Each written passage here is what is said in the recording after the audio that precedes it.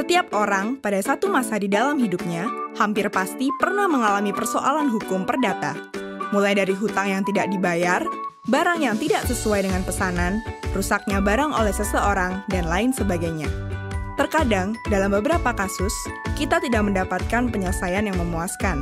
Misalkan, dalam hal barang yang kita beli tidak sesuai pesanan.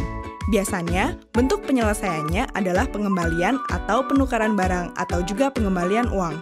Padahal, dalam beberapa kasus, kita sangat membutuhkan barang itu untuk satu pekerjaan lain, sehingga menimbulkan kerugian yang besar dan tidak bisa ditutupi hanya dengan penukaran barang dan pengembalian uang. Dalam menghadapi hal itu, biasanya kita menghadapi dua pilihan. Pertama, pasrah dengan situasi yang dihadapi. Kedua, mengajukan persoalan tersebut ke pengadilan. Bagi sebagian besar dari kita, menempuh jalan ke pengadilan bukanlah suatu pilihan. Kita segera membayangkan proses yang rumit, biaya yang besar yang harus keluar, dan waktu yang lama. Bahkan, di masyarakat kita, ada sebuah anekdot tentang proses pengadilan yang bilang bahwa bersengketa di pengadilan ibarat memperebutkan kambing, namun bisa kehilangan sapi. Sehingga, bagi sengketa dengan nilai yang tidak terlalu besar, kita cenderung bersikap pasrah dan menerima bentuk penyelesaian sekalipun penyelesaian itu tidak adil. Menyadari hal tersebut, Mahkamah Agung telah mengeluarkan alternatif penyelesaian sederhana yang dinamakan Tata Cara Penyelesaian Gugat Sederhana, atau sering disebut Acara Gugatan Sederhana. Acara Gugatan Sederhana dibentuk berdasarkan Peraturan Mahkamah Agung Nomor 2 Tahun 2015 tentang Tata Cara Penyelesaian Gugatan Sederhana.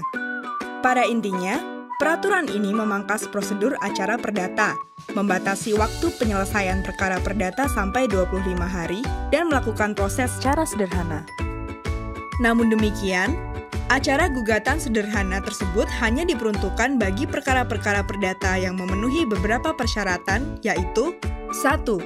Nilai tuntutan yang diminta tidak lebih dari 200 juta rupiah dan tuntutan bersifat material. Tuntutan yang bersifat imaterial tidak dapat diajukan karena pembuktiannya tidak sederhana, seperti kehilangan reputasi, perasaan tidak nyaman, atau kerugian emosional lainnya. 2. Sengketa bukan merupakan sengketa atas tanah atau sengketa lainnya yang telah memiliki pengadilan khusus, seperti sengketa tenaga kerja. 3. Penggugat dan tergugat harus dalam satu wilayah hukum yang sama.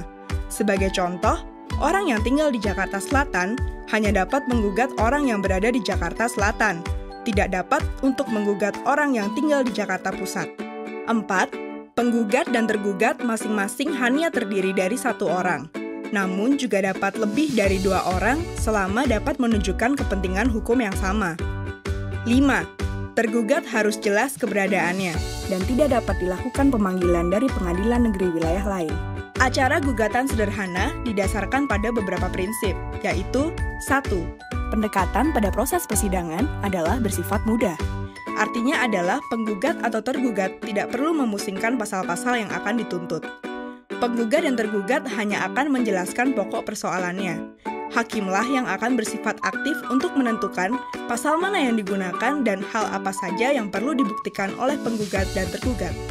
Jadi, apabila ingin mengajukan gugatan, maka cukup mengisi formulir yang sudah disediakan di pengadilan. Mereka juga tidak perlu didampingi oleh pengacara. Apabila kesulitan dalam mengajukan gugatan, penggugat akan dibantu oleh petugas pengadilan. 2. Waktu penyelesaian yang cepat. Salah satu tujuan dari acara gugatan sederhana adalah untuk mempersingkat waktu. Pada gugatan acara perdata, waktu penyelesaian rata-rata adalah kurang lebih 450 hari dari tingkat pertama sampai dengan Mahkamah Agung. Acara perdata dapat melalui 3 tingkat pengadilan. Pertama, di pengadilan negeri, kedua, tingkat banding pada pengadilan tinggi, dan ketiga, tingkat kasasi pada Mahkamah Agung. Pada acara gugatan sederhana, penyelesaian perkara hanya melalui 2 tingkat pada level pengadilan negeri. Pertama adalah pada tingkat hakim tunggal di pengadilan negeri dengan waktu penyelesaian 25 hari kerja sejak hari sidang pertama, sesuai pasal 5 ayat 3 Peraturan Mahkamah Agung tentang gugatan sederhana.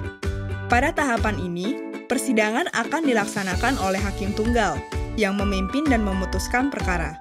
Kedua adalah tingkat keberatan oleh majelis hakim di pengadilan negeri. Apabila ada pihak yang tidak puas dengan putusan hakim tunggal, maka dapat mengajukan keberatan di pengadilan negeri yang sama. Adanya upaya keberatan tidak lain adalah untuk menjamin penerapan hukum untuk pencari keadilan, yang waktu penyelesaiannya adalah 7 hari kerja sejak majelis dibentuk. Sesuai pasal 27 Peraturan Mahkamah Agung tentang gugatan sederhana. Pada tahapan ini, perkara akan diperiksa ulang oleh majelis hakim, yang terdiri dari 3 orang hakim, tanpa memeriksa ataupun meminta keterangan tambahan dari para pihak. Tingkat keberatan pada pengadilan negeri adalah upaya hukum yang terakhir dan final. Para pihak tidak dapat mengajukan upaya hukum lainnya ke pengadilan tinggi ataupun ke Mahkamah Agung. Secara umum, keseluruhan proses dari pendaftaran hingga putusan dalam upaya keberatan akan berlangsung selama 58 sampai 60 hari kerja. Dengan adanya peraturan Mahkamah Agung ini, diharapkan terjadi peningkatan akses bagi masyarakat untuk memperoleh keadilan melalui pengadilan. Di samping itu, diharapkan iklim usaha Indonesia semakin meningkat baik di mata para pelaku usaha tanah air.